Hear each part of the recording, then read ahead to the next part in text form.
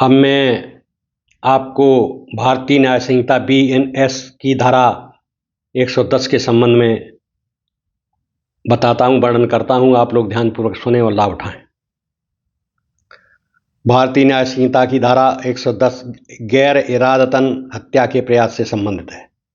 यह धारा उन मामलों को कवर करती है जहां कोई व्यक्ति जानबूझकर किसी की हत्या करने का इरादा नहीं रखता, लेकिन अपने कार्यों से किसी की जान जाने की संभावना को जानता हुए लापरवाही करता है। इस प्रकार का अपराध गैर इरादतन हत्या के प्रयास के रूप में माना जाता है।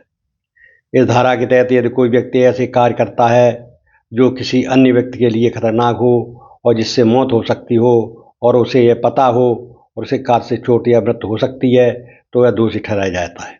इसमें शामिल उदाहरणों में तेज गाड़ी चलाना जिससे दुर्घटना हो जाती है, खतरनाक हथियार का लापरवाही से उपयोग या कोई भारी वस्तु गिरा देना।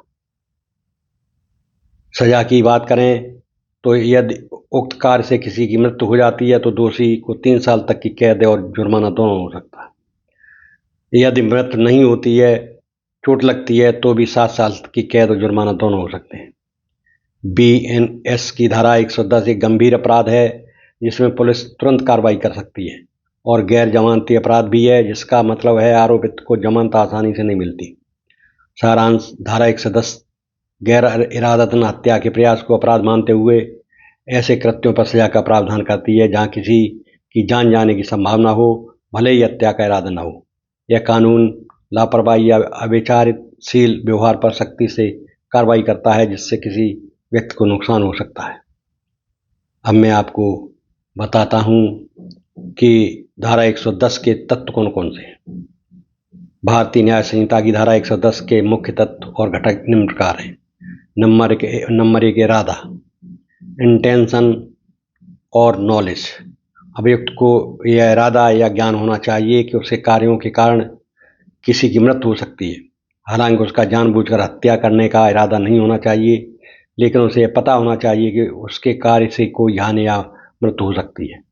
नंबर 2 किया गया कार्य, अभियुक्त द्वारा कोई प्रत्यक्ष कार्य किया जाना चाहिए जो किसी अन्य व्यक्ति के लिए खतरनाक हो। यह कार्य इतना खतरनाक होना चाहिए कि उससे किसी की मौत हो सकती है या गंभीर चोट लग सकती है। नंबर 3 लापरवाही, अभियुक्त ने सावधानी न बरती हो जबकि उसे अपने कार्यों के परिणामों का अंदेशा था। उसके कार्यों में इतनी लापरवाही हो कि वो गैर इरादतन हत्या के प्रयास के रूप में माने जाए। नंबर 4 परिणाम की संभावना, अभियुक्त के कार्य के कारण यदि किसी की मृत्यु या गंभीर चोट लगने की संभावना हो। नंबर 5 अपराध की गंभीरता, यह अपराध गैर इरादतन हत्या का प्रयास है जहां हत्या का इरादा नहीं है पर मृत्यु हो सकती है। यह एक गंभीर, संज्ञेय और गैर जमानती अपराध होता है। उदाहरण के तौर पर तेज गति से वाहन चलाना, लापरवाही से किसी को टक्कर मारना, खतरनाक हथियार या वस्तु का लापरवाही से उपयोग, जहरीला पदार्थ देना आदि इस धारा के अंतर्गत आते हैं। इस प्रकार धारा 110 के तत्वों में मुख्य रूप से इरादा या ज्ञान, प्रत्यक्ष खतरनाक कार्य और लापरवाही शामिल है जिसके परिणाम स्वरूप किसी की जान जाने की संभावना होती है। अब मैं आपको बताता हूं कि इस धारा के तहत इरादा या ज्ञान की परिभाषा क्या हो सकती है। इसका 110 में इरादा और ज्ञान की परिभाषा इस प्रकार निर्धारित होती है। नंबर 1 इरादा, जहां इरादे का मतलब जानबूझकर किसी की हत्या करने का मकसद नहीं होता। आरोपी के मन में हत्या करने की इच्छा नहीं होती, परंतु वह अपने कार्यों के दुष्परिणामों से अवगत होता है।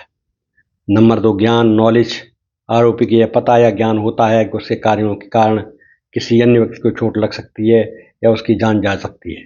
यह जानता है कि उसका किया हुआ कार्य खतरनाक है और इससे किसी की मृत्यु हो सकती है।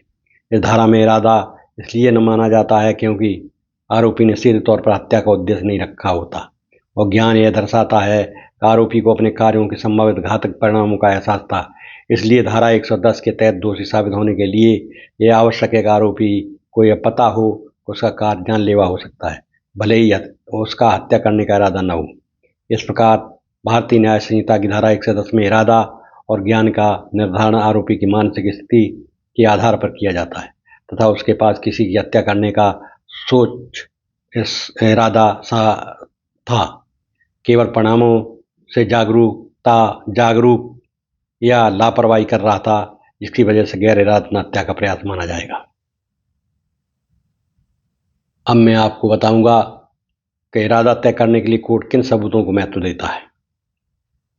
इरादा तय करने के लिए कोर्ट निम्न का सबूत को महत्व देता है।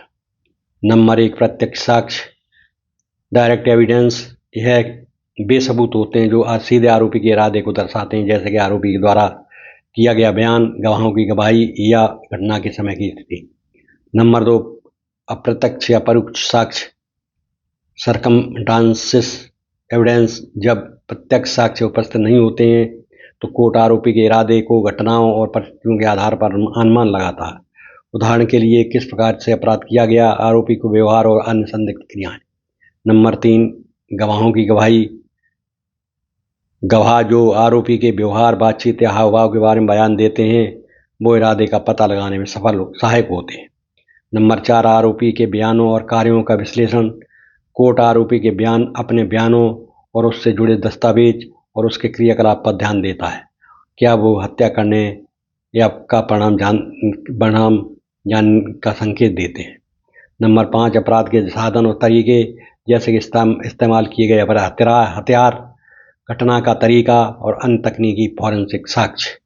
नंबर 6, संदर्भ और पूर्ववर्ती। आरोपी का पिछला इतिहास और अपराधों का रिकॉर्ड कोर्ट द्वारा इरादा समझने में सहायक हो सकता है। इस प्रकार सभी सबूतों को मिलाकर कोर्ट आरोपी की मानसिक स्थिति, इरादा और ज्ञान का निर्णय करता है। इसलिए केवल एक सबूत से नहीं बल्कि समग्र साक्ष्य के आधार पर इरादा निर्धारित होता है। इस प्रकार आपने देखा कि धारा 1 से 10 जो है वो अटेम्प्ट टू मर्डर है। हत्या का जो है उसका इरादा नहीं था, गैर इरादतन हत्या का जो वो होता है वो इसमें आता है।